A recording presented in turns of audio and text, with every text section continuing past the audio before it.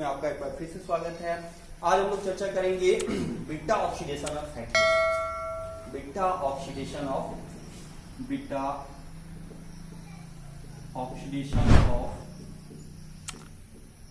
Fatty acid.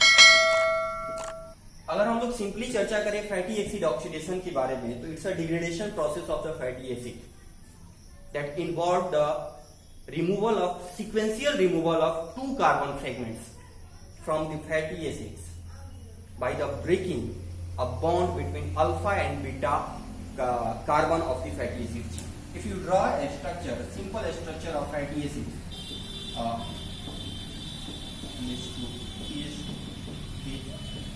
so it's a carboxylic acid group of the fatty acid chain, and on the base of this carboxylic acid location, it's a alpha carbon and it's a beta carbon. तो simply अगर beta acid oxidation होता है, चाहे fatty acid oxidation की simply अगर बात करें, तो ये इस दो कार्बन कंटेनिंग जो कंपाउंड है जिसको हम लोग एसिटाइल कोएंजाइम ए कहते हैं, एसिटाइल कोएंजाइम ए कहते हैं, इसका सीक्वेंशियल रिमूवल होता है। किसी भी फैटी एसिड डिग्रेडेशन, जो भी फैटी एसिड डिग्रेडेशन होता है, उस फैटी एसिड डिग्रेडेशन में यानी कि फैटी एसिड ऑक्सीडेशन में सिंपली ये टू कार्बन कंपाउंड का सीक्वेंशियल रिमूवल होता है प्रत्येक स्टेप्स में।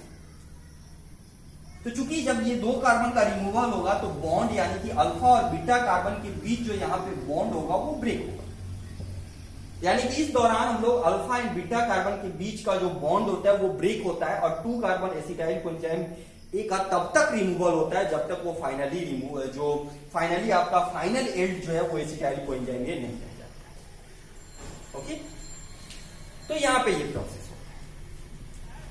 बात आती है बीटा ऑक्सीडेशन।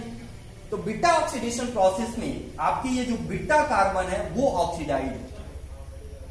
फैटी एसिड का दूसरा प्रोसेस अल्फा ऑक्सीडेशन भी होता है। अल्फा ऑक्सीडेशन में आपका अल्फा कार्बन ऑक्सीडाइज होता है। एक तीसरा फैटी एसिड ऑक्सीडेशन प्रोसेस होता है जिसको हम लोग ओमेगा फैटी एसिड ऑक्सीडेशन कहते हैं।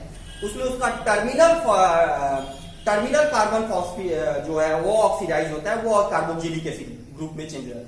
जैसे यहाँ पे ये कार्बोक्सिलिक एसिड है, तो अगर ओमेगा फैटी एसिड ऑक्सीजन की बात करें तो उसमें इसका टर्मिनल कार्बन यानी कि तीसरा कार्बन जो है वो ऑक्सीडाइज होकर के कार्बोक्सिलिक एसिड ग्रुप में चेंज हो जाता है। यानी कि ओमेगा ऑक्सीडेशन के फलस्वरूप दोनों जो टर्मिनल है वो कार्बोक्सिलिक एसिड के फॉर्म में चेंज होता है। लेकिन चूंकि यहाँ पे हम लोगों को बीटा ऑक्सीडेशन पे फोकस करना है, तो इसी की हम लोग अभी डिस्कस करेंगे, जिसमें कार्बोक्सिलिक एसिड इनसे टू कार्बन कंपाउंड यानी कि एसिटाइल कोएंजाइम ए का sequential removal.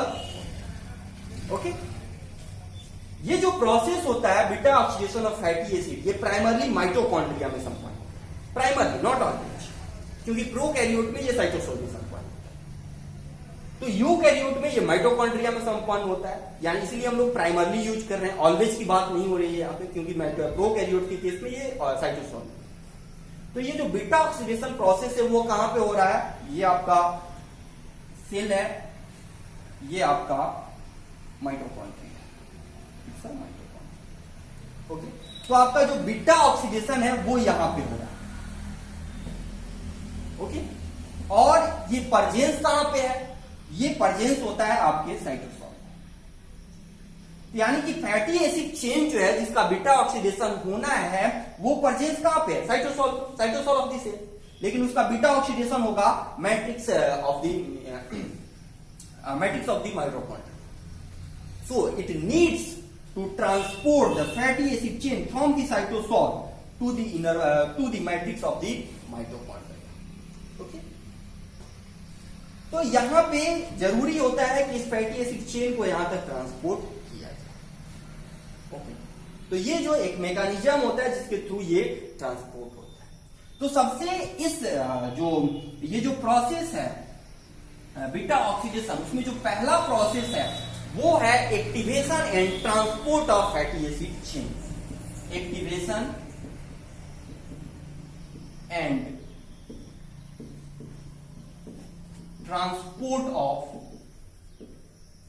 Fatty acid chain. Okay, simply अगर हम लोग एक्टिवेशन की बात करें तो इट्स एटीपी डिपेंडेंट प्रोसेस। ये जो है ATP dependent ATP dependent acylation process of fatty acid. Okay, there are two things here. First, it's a ATP dependent, and second, it's a acylation process. तो simply अगर हम लोग बात करें अगर कि ये मैकेनिज्म की एक्टिवेशन होता कैसे है, तो ये आपका एक फैटी एसिड है, सिंपल फैटी एसिड है. Okay, it's a simple fatty acid.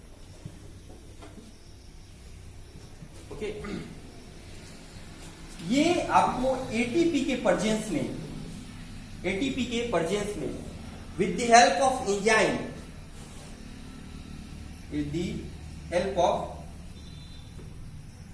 Fatty acyl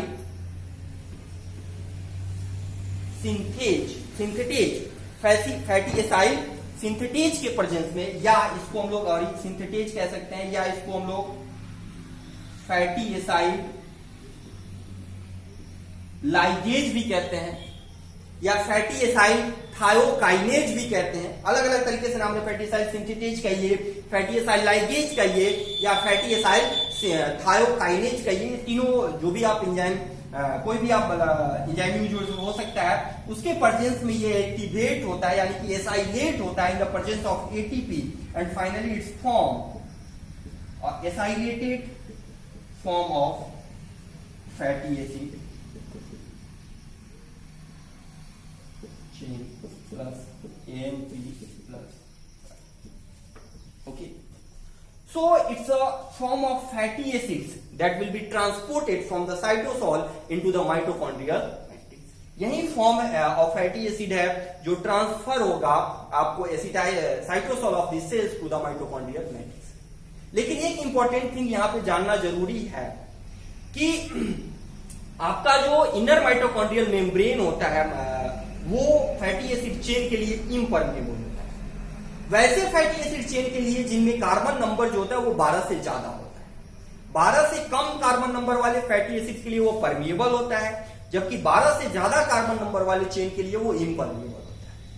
यानी कि 12 से ज्यादा कार्बन नंबर वाले फैटी एसिड चेन को ट्रांसपोर्ट करने के लिए हमको कैरियर प्रोटीन की आवश्यकता होगी, जिसके द्वारा वो ट्रांसपोर्ट होगा from the cytosol to the mitochondrial matrix.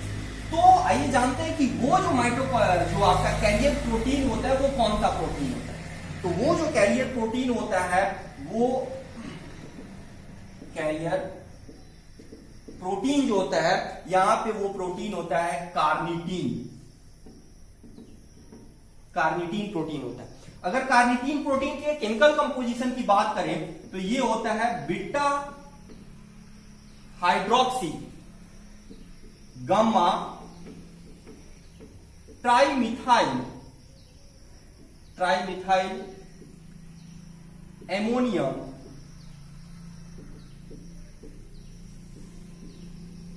Butyrate.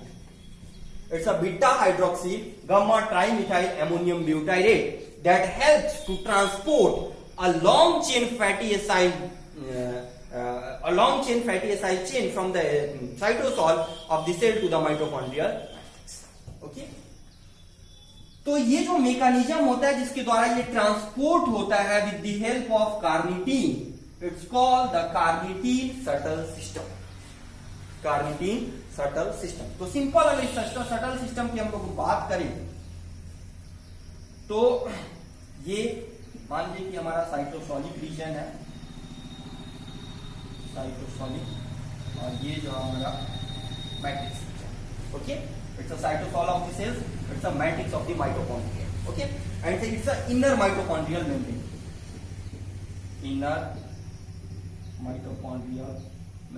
Okay, it's a carnitine molecule.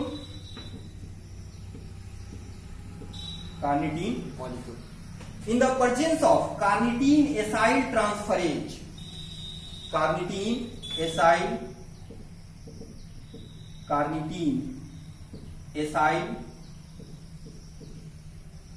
transferase 1 that's present in the cytosolic region of the cells. Carnitine acyl transferase, याद रखेंगे, काफी इंपॉर्टेंट चीज है. Carnitine acyl transferase present in the cytosolic region of the cells that catalyze the formation of carnitine, fatty acyl carnitine molecule. Fatty acyl carnitine molecule by the removal of coenzyme A from the fatty acid coenzyme.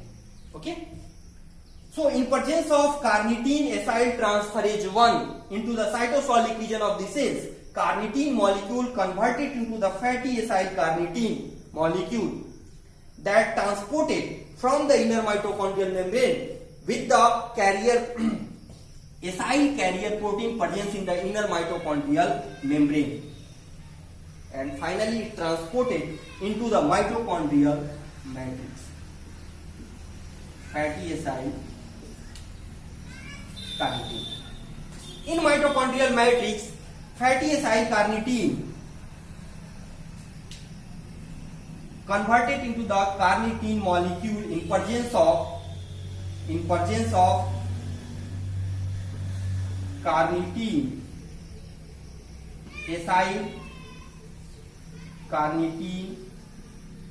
acyl transferase 2, the carnitine molecule will be regenerated. Carnitine molecule will be regenerated, and again a fatty acyl coenzyme A will be regenerated in the mitochondrial matrix. So the fatty acyl coenzyme A, it's involved in the fatty acid beta oxidation of fatty acid, and carnitine again back to the cytosolic region of the of the cells, and involved in the second cycle of the carnitine shuttle system. तो इस तरह से आपका जो ये fatty acyl coenzyme A है वो carnitine carrier protein की मदद से साइटोसोलिक रीजन से माइटोकॉन्ड्रियल मैट्रिक्स तक ट्रांसपोर्ट होता है. तो इस तरीके से आपका जो फैटी एसिड है वो माइटोकॉन्ड्रियल मैट्रिक्स तक पहुंच जाता है, जहां पे उसका जो बीटा ऑक्सीडेशन प्रोसेस है जिसमें वो सीक्वेंशियली 2 कार्बन मॉलिक्यूल जो होते हैं रिमूव किए जाते हैं होता है. ये जो अगला वीडियो है जिसमें हम लोग बीटा ऑक्सीडेशन मैकेनिज्म की कंप्लीट चर्चा करेंगे वो हम लोग अगले वीडियो में चर्चा करेंगे, आप देख सकते हैं. तो अगर इस वीडियो को अगले वीडियो को आप एक साथ देखें तो आप कंप्लीट बीटा ऑक्सीडेशन को अच्छे तरीके से समझ सकते हैं, उसके एंड को जान सकते हैं कि फाइनल एंड बीटा ऑक्सीडेशन का क्या होता है. तो फाइनली आपको ट्रांसपोर्ट से लेकर के beta mechanism of beta oxidation आप समझ सकते हैं, बेटर अंडरस्टैंडिंग आपकी हो सकती है. तो आप दोनों वीडियो को अगर सीक्वेंसली देखें तो आप अच्छे तरीके से इसको समझ सकते हैं. आई थिंक आपने वीडियो को एंजॉय किया होगा. अगर आपको वीडियो अच्छा लगा हो तो इसको शेयर करें, सब्सक्राइब करें, लाइक करें एंड कमेंट करें. आपको जैसा भी अगर लगा हो कमेंट करें. अगर आप कोई सजेशन देना चाहते हैं वो भी बताएं. कोई प्रॉब्लम हो कमेंट बॉक्स में कमेंट करके हमको बताएं.